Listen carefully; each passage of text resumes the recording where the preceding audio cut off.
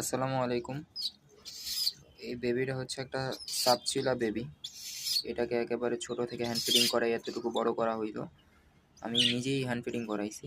তো এখন বাচ্চাটার বয়স প্রায় ১ মাসের বেশি হয়ে গেছে, কিন্তু গ্রোথটা দেখতে পারতেছেন একদম ছোট। তার কারণ হচ্ছে বাচ্চাটা ছোট থেকে অপুষ্টিতে ভুগতেছিল। তার উপরে হ্যান্ড ফিডিং করাইছি। হ্যান্ড ফিডিং করাইলে অনেক সময় বাচ্চার গ্রোথ কমে যায়।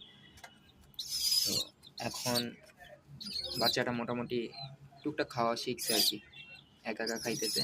এই যে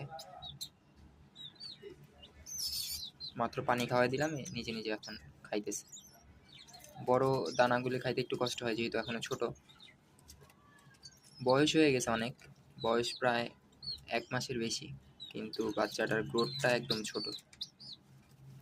দেখেন ছোট ছোট আইটেমগুলি খাইতে পারে।